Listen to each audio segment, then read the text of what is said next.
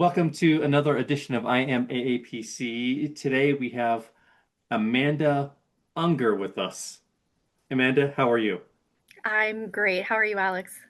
I am great. Thanks so much for spending a few minutes with me today. And I reached out to the AAPC Facebook group looking for nurses who made the pivot into medical coding. And you are one of those who have taken that journey, Amanda. So we want to hear all about it. Would you just give us a little bit of history about your background and your path through healthcare? Sure. My path is definitely not what I would have expected when I was going through nursing school.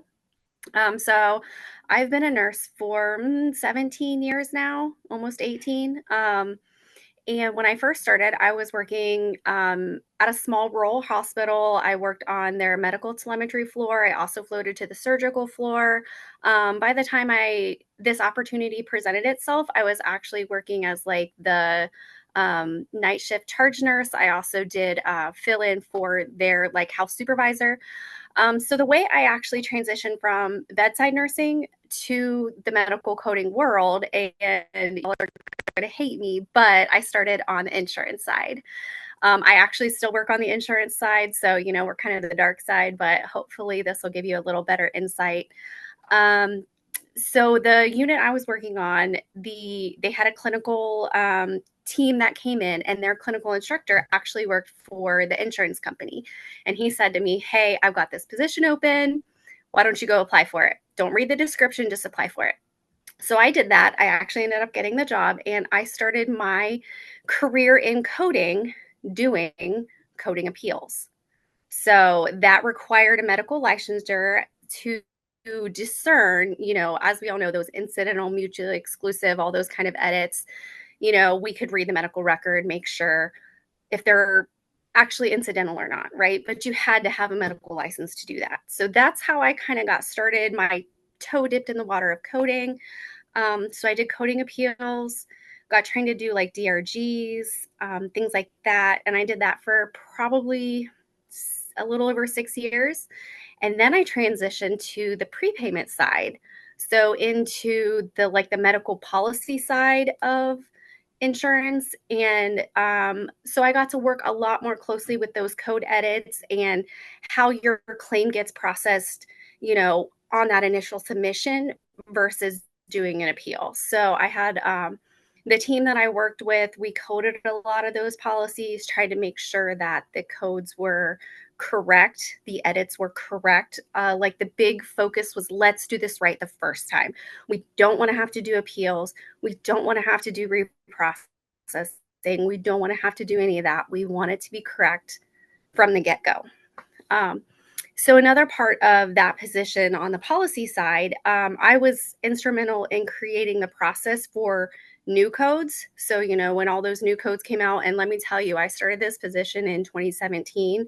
So that transition was just right about the time of ICD-10. And then in 2020 with COVID, when we were having new codes every other day, felt like I helped develop the process that we would go through when we were notified of those new codes and like how they got in the system, what we did with them, the committees, to approve all of that. So um, I actually left that insurance company about a year ago, and I now work behind the scenes with some of the vendors that work with insurance companies, but still doing code editing and those kinds of things.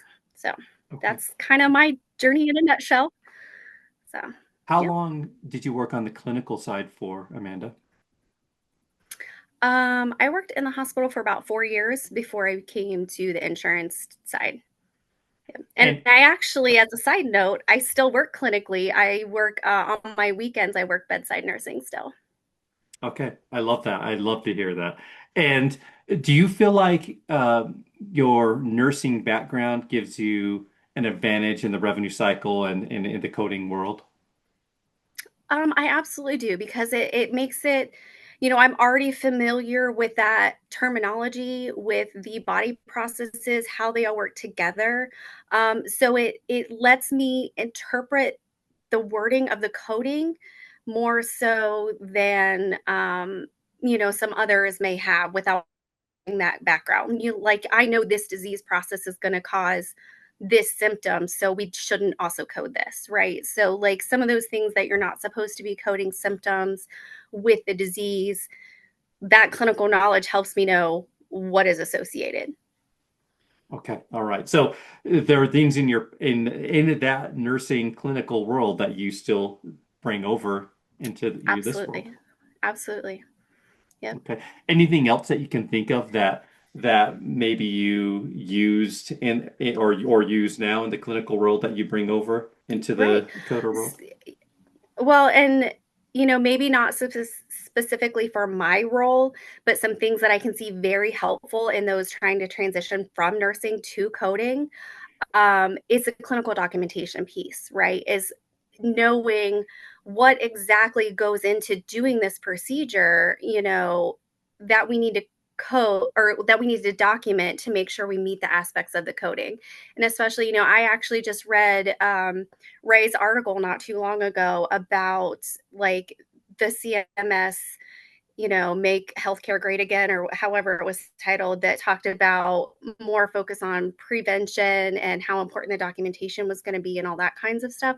So I think that's where nurses and clinicians can really help in terms of coding of what can we document, like, because we know how much work goes into that, but how do you document that to show what really went into that? So I think that's really truly a really big part of where nurses can help in the coding world is with that documentation improvement, some of the risk adjustment, and some of those things that I think are going to be a larger focus as we go forward. I think it's going to call a lot on those that are looking to transition from nursing to coding.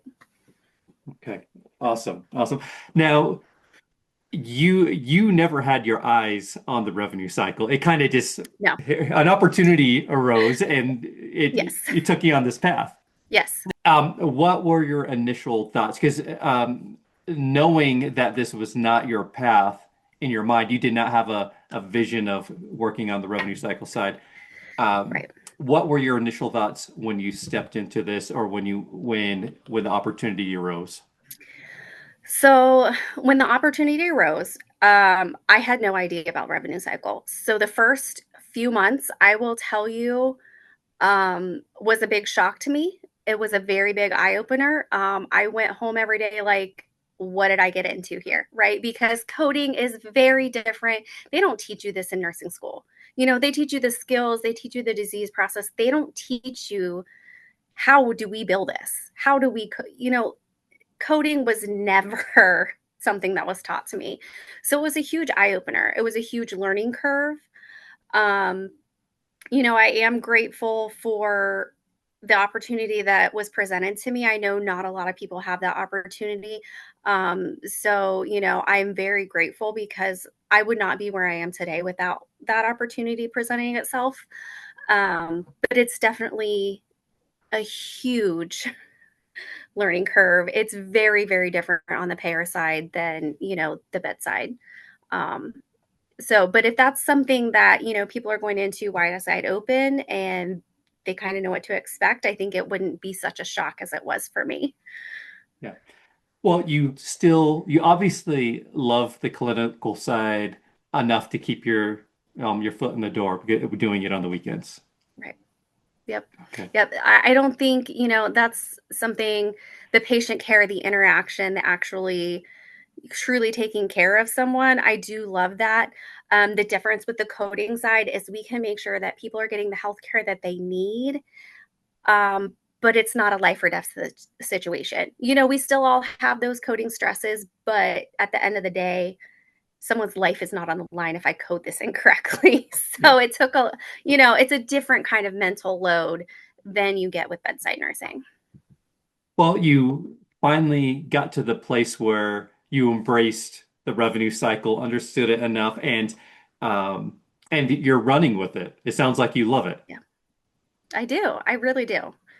I am very fortunate that the companies that I have worked for are all, they have the member's interest at heart at the end of the day. So we want to do, everyone that I've worked for, they want to do what is best with the least amount of resistance for the patient, right? What is the patient experience, the member experience, trying to make sure that we're doing all the right things for all the right reasons. And at the end of the day, it's a human being, right? We want to have the best care. And so having things coded appropriately so that they get processed correctly the first time without all of that back and forth and abrasion, that's something that like I'm really passionate about. Like I want all of the folks that are receiving the care to have as seamless of an experience as possible and still get everything that they need. And I know, a lot of people I've talked to, they're like, well, do you get paid more for, denying things? And that's not the case. Everyone that I work with, we want to try to get the best benefit at the end of the day. The biggest hurdle, I think, is like catching the fraud, waste, and abuse. So there's that fine line of getting everybody the things that they need and not allowing the abuse to happen either. So that's kind of, yeah, where we're at. Okay, awesome. Well, Yeah, at some point, you learned about this CPC exam. Tell us right. about when you felt like So, that was necessary to have. Yeah, let's go down there. okay. Yeah, so I actually got mine kind of backwards because I also have the certified inpatient coder and I got that one first. So when I made the decision to go from this appeals realm to the prepayment policy side, the position I was seeking at the time, I supervised a team of coders that were doing DRG like prepayment reviews. So one of the conditions of getting that position was that I also needed to be certified. So when that was my first introduction to certification at all. And my boss that ended up hiring me, she said, just do whatever one is specific to DRGs because that's what you're going to be supervising. So my first license was a CIC, and let me tell you, that thing is no joke. It is not. I've told people that I thought the CIC was harder than my NCLEX, but every person's different. So I got that one first. I got that in early 2018. And then even though it really wasn't required, I had the certification that I needed. A lot of the coders that I supervise and some of the other ones that I work with, they all have this CPC. And my work was willing to pay for it. So I looked into it and I actually got my CPC in 2020. And as far as preparation, for the CPC certification, I thought that went pretty easily for me. I don't know about somebody starting off. I had all of the terminology, I had kind of the disease process, and then with my background with appeals, with the coding appeals, it gave me kind of a leg up. Now, a lot of the ones that I did with coding were like incidental, mutually exclusive, things like that. So I did have some things to learn with, especially like the heart casts and stuff like that, and the first order and the second order, and like how to code all of those things correctly.